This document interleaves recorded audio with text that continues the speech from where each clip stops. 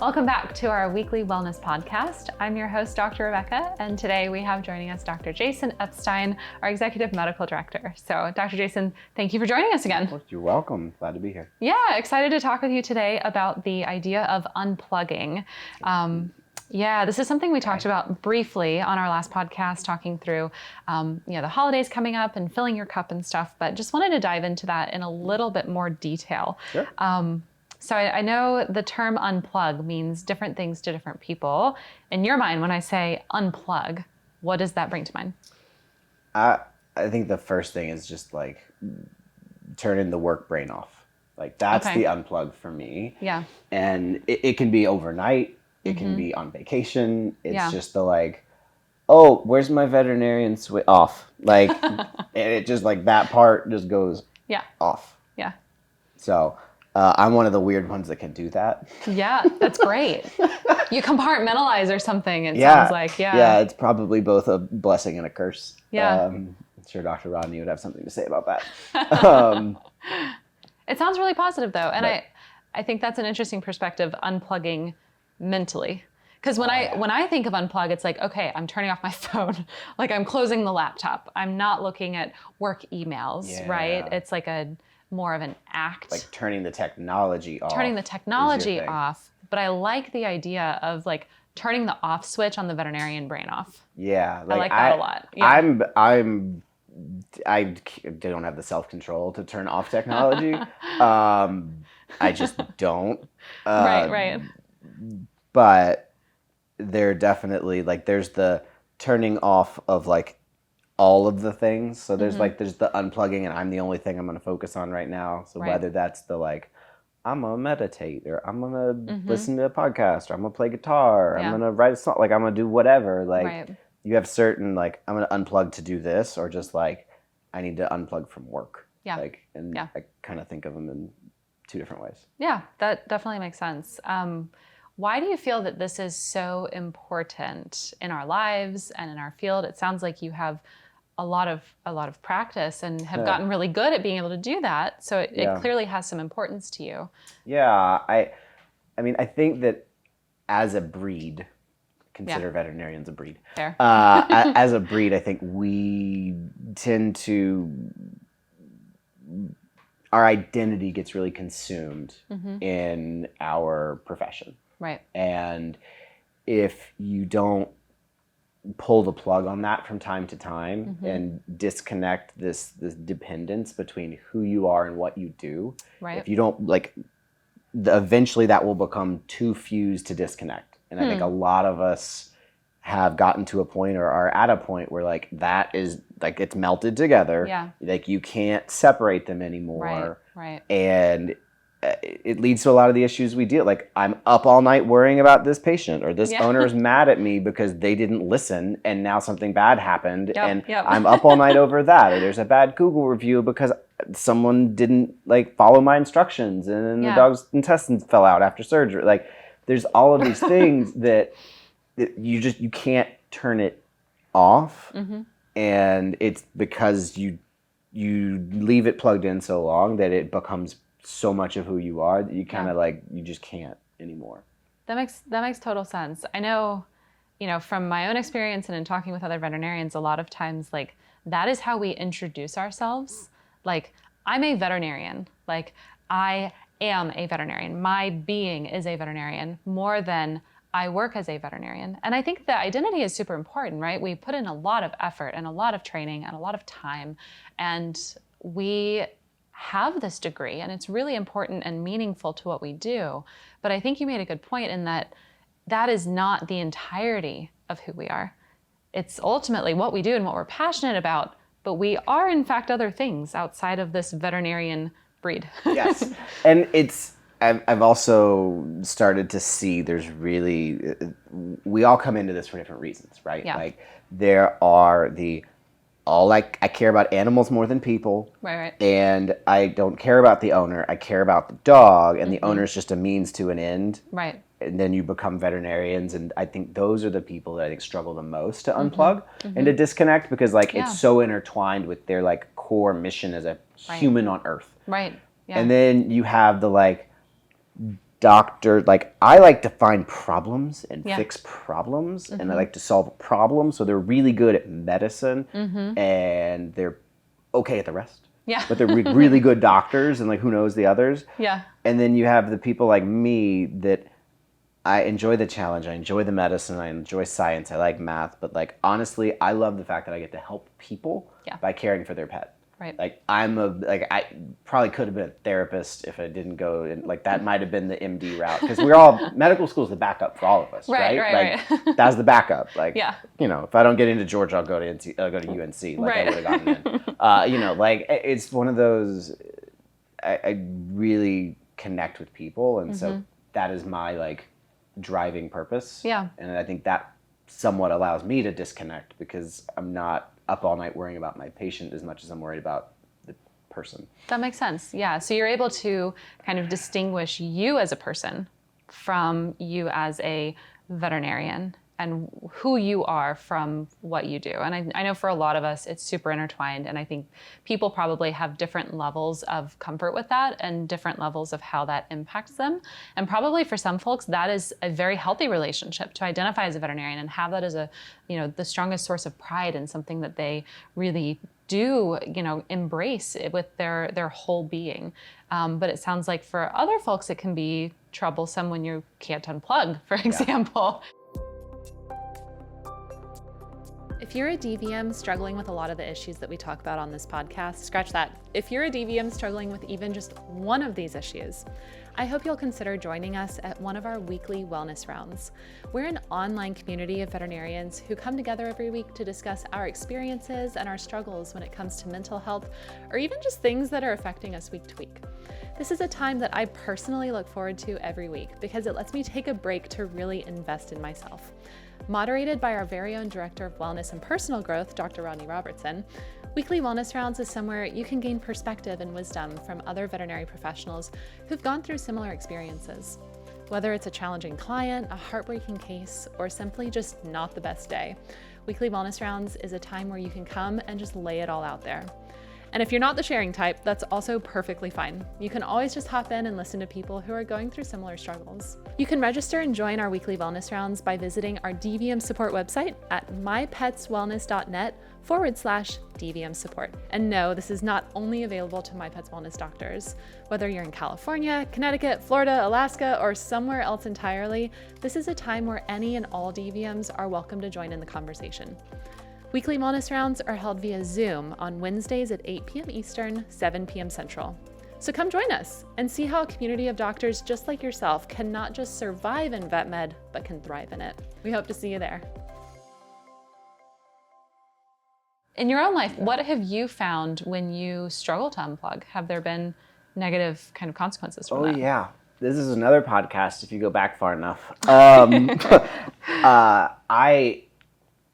It became who I was. Yeah.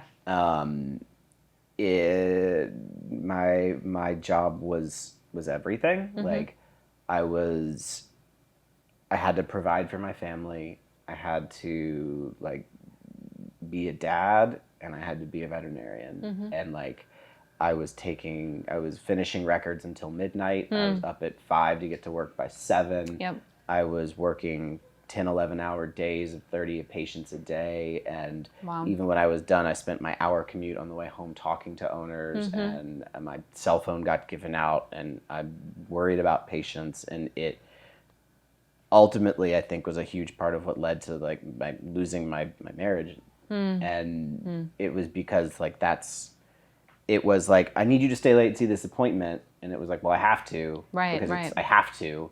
And miss out on dinner or date night or time with kids or time with spouse. And by the time I get home, I'm so exhausted. There's literally nothing left in my cup, because 4 days a week, 10 to 12 hours a day, plus some weekends and other things, like that's all that took less of what my identity was, but it took everything out of my cup.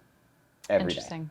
Yeah. No, it sounds like that was just pervasive. Every part of your life, it sounds like, was impacted by that. Yeah, it took everything out of me every day. Yeah. So like I'd pass out rocking my son, and then I'd go to my daughter's room and I'd pass out sitting in the bed next to her, and then I'd go downstairs and spend 2 hours doing records and fall asleep at the computer, and then wake up and crawl in bed, and like, oh my gosh, that was my life. I'm laughing because I think we've all been there. Yeah, if you have, like, I very much can empathize with what you went through. So oh yeah, I took an accidental nap on Monday. Yeah. But that's just because I have, a kindergartner and a second grader now. Yeah, that makes sense. And you feel like unplugging has helped you kind of find that work-life balance, being able to kind of engage really in your life in a more whole way. Yeah, I mean, I kind of learned the lesson the hard way. Yeah. But now learning how to be a veterinarian at work and then be a person, that veterinarian is my career, but not my sole purpose in the world, has allowed me to kind of rekindle like I like to write and play music. Like, that's come back into my life and it was gone for a long time. Yeah. I'm definitely more fulfilled on a personal level. Awesome. And it's necessary. I'm glad to hear that. Yeah. I'm glad that you were able to find that balance and that, work-life harmony ultimately, and really be able to integrate that into your day-to-day. Yeah. What tips do you have for someone that might struggle with unplugging? I think first is, it kind of depends on where you are in the industry, right? So right. But I do think that finding a friend to help you get through it, finding someone to kind of help you learn the ropes, right, and help remind you of who you were before vet school, like that you were a person before vet school, before this industry. That is true. Yeah. Like, didn't you used to do these things? Like, didn't you? Yeah. Do you not like it anymore, or you just choose to never do it because you're so busy with your job? Right. Like, don't forget what your passions are, and it's okay to take time to go and do them.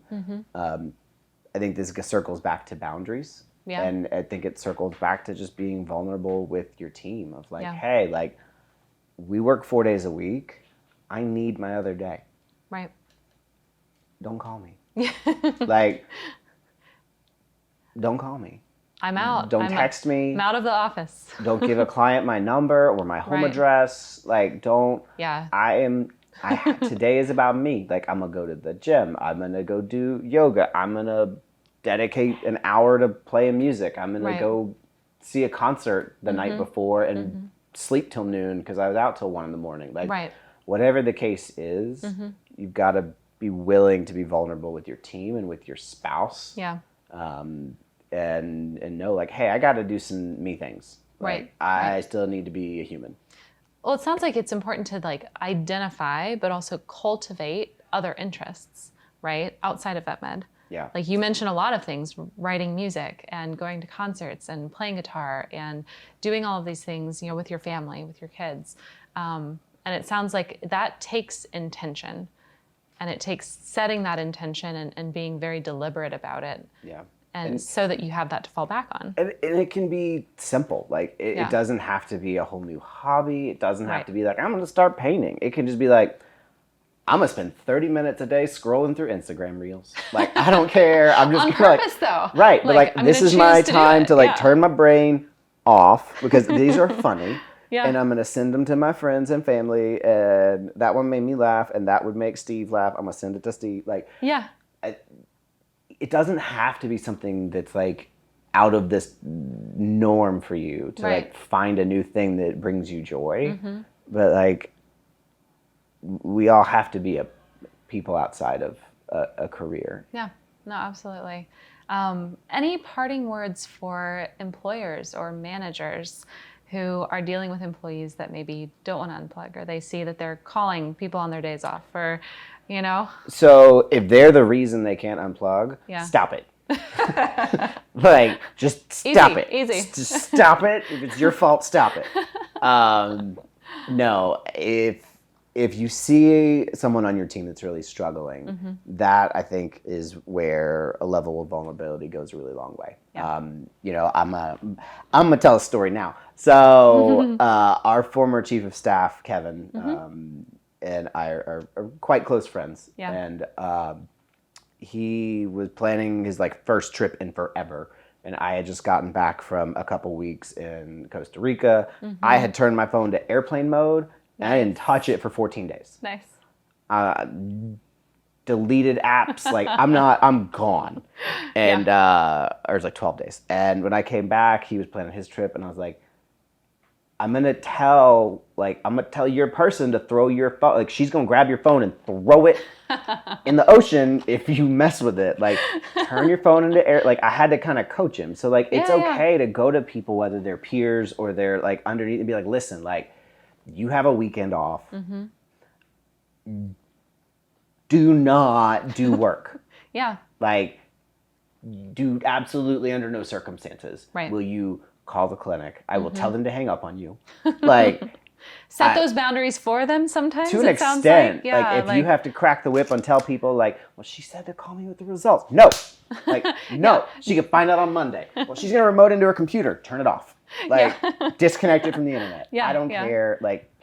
You can't force people to go to therapy. Right. You can't force people to read books to really learn more about themselves or their personality. Right. But you can limit your rest of your team's access to people that are supposed to be off. Right. Well, and like you said, it starts with you. If you're encouraging people oh, hey, I saw you didn't call your client back, even though it was your day off, they called in, why didn't you call them back? Or, putting pressure, I think it starts from that kind of leadership and identifying, is that a priority for you? That when your people are off, that they're off. 100%. And it plays into different models, and every company's going to have their structure Right.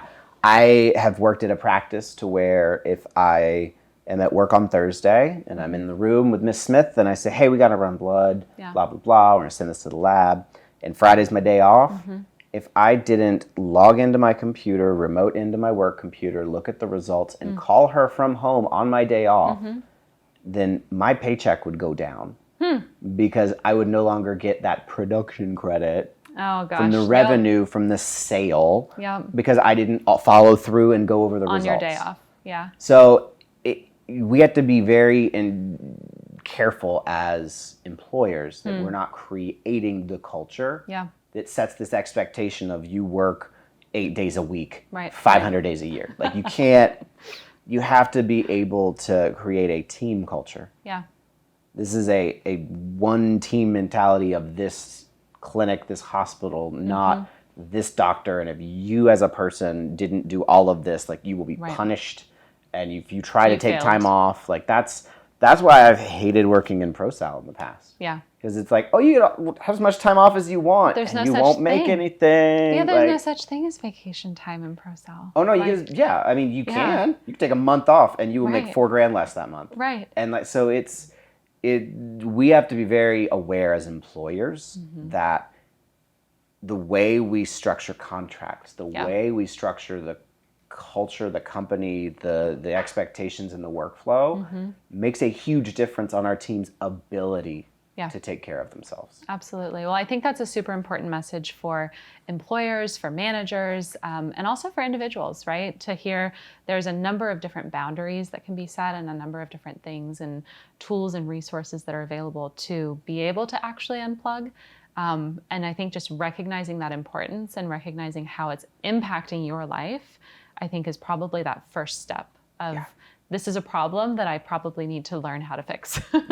So if you have a reasonable amount of PTO, and you can't take it because you're going to get punished financially, right? You work for the wrong person. Right. Good point. Super good point. Been there, done that. Yeah. I think all of us have, or a lot of us have probably experienced that at various points. So awesome. Well, thank you so much for just giving your input into unplugging, what that means. And of course, you're the executive medical director, so I think you can speak from the employer side, but also as someone who's been through it yourself. So I really value your insight and just perspective on all of this. So I'm happy to share, and unplugging is key. I I mean, I spent the second half of August in Europe, so I get how important it is. I didn't go anywhere for a while, but like lead by example, right? Yeah, like yes. You go and travel and see the world and do what makes you happy, because that's what's gonna allow you to be the best version when you are home with your family, when you are in clinic with your patients. Like, I love that. That's a great takeaway. So amazing. Well, thank you again for joining. And thank you to everybody who's watching today. Really appreciate you. And we look forward to seeing you next time. Take care. bye.